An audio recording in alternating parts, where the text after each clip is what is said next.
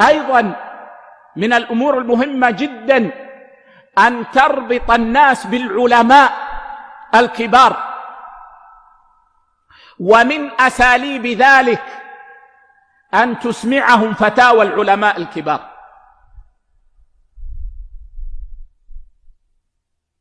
تأتي تحضر كلمة يسيرة فيها فتوى،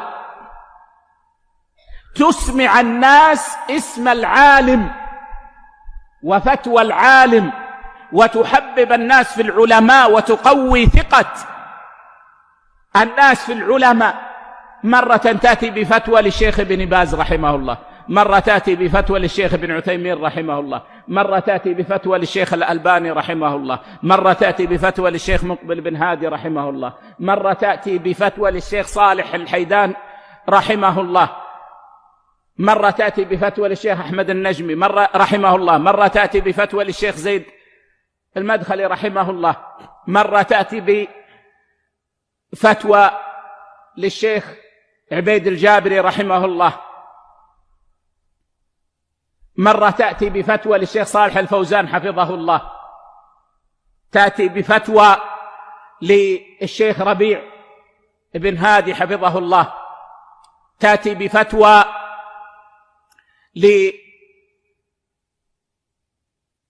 للشيخ محمد بن هادي حفظه الله، تأتي بفتاوى للعلماء.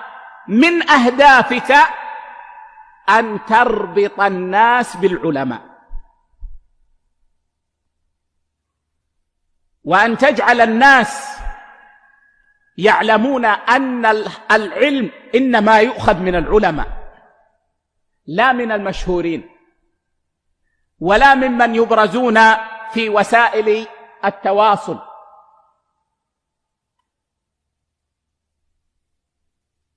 هذا دور للإمام والخطيب ينبغي أن يعتني به.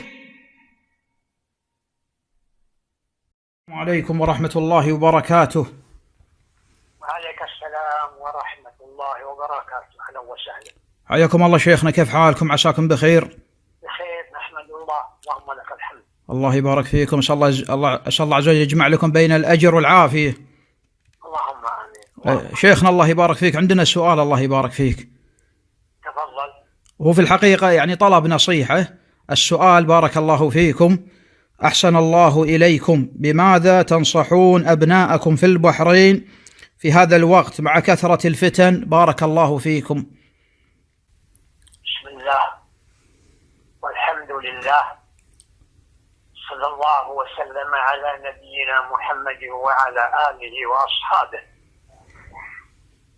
ليست البحرين وأهلها غريبة علي، أأنتم من يعرف ترددي على هذه البحرين الحبيبة؟ جمع الله حكامها ومحكوميها على محابه ومراضيه. آمين يا رب العالمين. آمين. والسلامة آمين من الفتن. آمين. ما ظهر منها وما بطن. آمين يا رب. أقول أولا فتنة ابن هادي الأخ الشيخ محمد ابن هادي المدخلي. هذا الرجل تطور تطورا خطيرا، وكانت علاقته معي جيدة، ثم بعد ذلك حصل منه القذف لرجل نعرفه بالسنة والله حسيبه، وهو أخونا محمد ابن عماري. فكان من الأخ محمد بن هادي أصلح الله حالنا وحاله أن قذفه،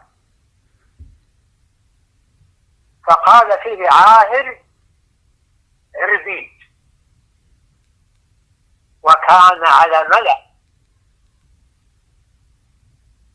فناصحته وخوفته وقلت قلت له: ما معنى إنك غال علينا، فلا تعرض لنفسك فلا تعرض نفسك لهذا الأمر. فقال لي في جود الكريم أو بجود الكريم، والمعنى أنه لا حاجة لي بنصيحتك، ويدعي أنه عنده أدلة، لكنه صار يخوض يمينا شمالا مع المراجيج، المهابيل، المخابيل، ذوي التعصب الأعمى، يجمعهم حوله. الخلاصة أنه هو ومن معه يجب الحذر منهم، لأنهم ليس عندهم كما يقال إلا التعصب الأعمى. الثاني عارف البحرين لكنه ملبس ومشبه، حتى أنه ألف كتابا في أخينا وتلميذنا الذي نحسبه على السنة، الله حسيبه، ألف كتابا فيه. نعم، فهو ملبس ومشبه، ويجمع حوله من يجمع من المخابيل، فيجب الحذر منه. نعم، بارك الله فيكم. فنصيحتي البعد عن هذه الفتن. نعم، أحسن الله. وعارف هذا يجب هجره والحذر منه، فإنه يفسد بينكم وبين من تعلمون من إخوانكم ومشايخكم في السعودية وغيرها. أملاه عبيد ابن عبد الله ابن سليمان الحمداني الجابري بعد عصر الأحد 12 من جماد الآخرة. وصلى الله وسلم على نبينا محمد وعلى آله وصحبه أجمعين. جزاكم الله خيرا وبارك الله فيكم، وأسأل الله ينفع بكم. هل تسمحون لنا شيخنا بنشر هذا الكلام؟ نعم انشروا. بارك الله فيكم، وأسأل الله عز وجل أن يصلح الأحوال ويهدي الجميع. بارك الله فيكم. آمين. بارك الله. السلام عليكم ورحمة الله وبركاته. وعليك السلام ورحمة الله وبركاته.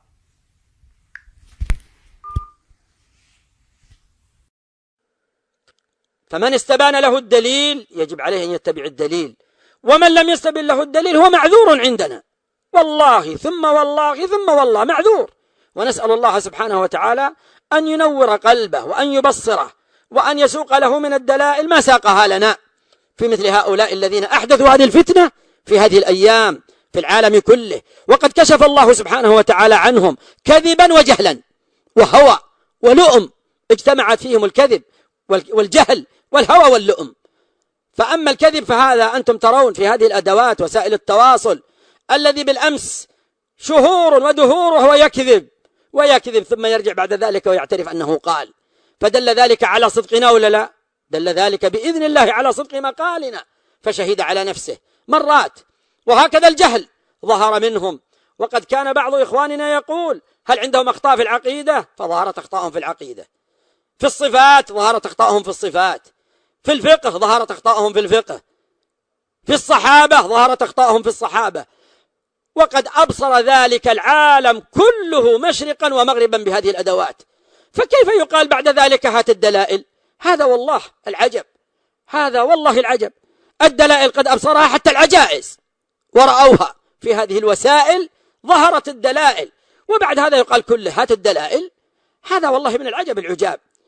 يقولون الشيخ ربيع لم يقرأ الأدلة، يقولون أن الشيخ ربيع لم يقرأ الأدلة. كذابين. هذا كلام لا إله إلا الله. هذا كلامها. هذا كلامه كله ثرثرة، ما عنده ولا دليل. لا إله إلا ما عنده ولا دليل. قولوا طلعوا أدلة، قولوا ما في أدلته. قولوا ما في أدلة محمد هادي. أحسنت، جزاك الله قولوا ما خير. في أدلته. جزاك. الشيخ ربيع ما عرفها، خلوه ما عرفها. بارك الله فيك. ما قرأها. هتطلعوا لنا. يلا أعطونا أعطوها لنا. قولوا. جزاك الله. سؤال يا شيخ. أنا قرأت لها حرفا ما وجدت عنده ولا دليل. قرأت كلامه حرفا ما عنده ولا نصف دليل أبدا. لا إله بارك الله فيك. هيا سبحان أقول لكم الذي عنده دكتوراه ولا عنده ماجستير وعنده شهادة جامعية جهال هؤلاء يقول صافقة ويطعن فيه ويبدعهم. بالنسبة الشيخ ربيع الحمد لله أنتم صبرتم على ناس كثيرين، عبد الرحمن عبد الخالق أخطأ وصبرتم عليه. شيخ محمد لا لازم تصبرون عليه. صبرنا عليه لكن عبد الرحمن أطار ولا أشر ما أشار فتنة محمد هادي قوة الفتنة هذا طبقت العالم ويصرح بعدم الاجتماع. بارك الله فيك. ايش نقول؟ نسكت؟ طبعا نسكت عنه؟ يعني ينشر الفتن والمشاكل. احنا ما شاء الله اتقوا الله وكونوا مع الصادقين في الدارين. حفظكم الله. جزاك الله خير شيخ حفظك الله. ويقول ان محمد بن هادي يبدعهم. لا والله، قلت هم ملحقون بأهل الأهواء. نعم في أفعالهم، هذه الأفعال التي يفعلونها بأهل السنة ويفعلونها بالسلفيين في كل مكان. وكم من الكلام لأهل العلم في هذا، في تشبيه من ضل ببعض أهل الضلال. النبي صلى الله عليه وسلم يقول 3 من كن فيه كان منافقا. فهل كانوا هؤلاء منافقين نفاق اعتقادي؟ نفاق عملي، والنفاق العملي لا يخرج صاحبه من الإيمان. فهؤلاء إذا سلكوا بعض طرائق أهل الضلال ليس معنى ذلك أنهم صاروا أهل ضلال، وهذا قد بينته كذا مرة، ونسأل الله سبحانه وتعالى أن يوفق. أحسن الله إليك. هل هناك فرق بين صاحب الهوى والمبتدع؟ لا، المبتدع صاحب الهوى لا يسمى أهل البدع أصحاب الأهواء. ومن أضل من اتبع هواه وغير هدى من الله. فرأيت من اتخذ إله هواه وأضله الله على علم. كلها شر. نعم. شيخ عندنا كنا ناقشنا فقط الفتنة حتى لا نخسر بعض السلفيين، نحاول نجتمع فيما بيننا ونقول سؤال لعلكم تصيبون وتخطئون. والسلفي يخطئ الشيخ محمد بن هادي في جرحه لطلبة العلم ويعتبر أدلته غير منتهضة للجرح، وأن الحق مع المشايخ الشيخ ربيع والشيخ عبيد، ومع ذلك يلتزم بحفظ كرامة الشيخ محمد ويحمل كلام الشيخ ربيع فيه بأنه أشد من الحدادية للزجر والتأديب. فهل هذا الموقف صحيح؟ ليس هذا الموقف البارد الميت المتهادئ، هذا موقف انبطاحي أو موقف علم الشرع تبرأ به الذمة. تسعى لحفظ عرض محمد بن هادي وأعراض المشايخ، ليش ما تحفظ؟ إن تنتهك أعراض المشايخ ويتكلم فيها مسخر عليها البزارين هذول، ما تحفظ كرامتهم، بس تحفظ كرامة محمد بن هادي. بنص القرآن محمد بن هادي فاسق. اقرأ سورة النور، موقذف المسلم في المسجد جاء بالبينة، حتى الآن ما جاء بالبينة، فهو كاذب بنص القرآن فاسق. لم يأتوا بالشهداء أولئك عند الله. طيب وفين نمشي بعدين؟ إلى الآن في مجلس القضاء حتى أمس كانت الجلسة أمس، اليوم إيش نحن؟ يوم الاثنين. كان مجلس القضاء من المجالسات ما في فين الشهود يا جماعة؟ فين القاضي يطلب الأدلة؟ سيتبين سوف ترى. كمان يصح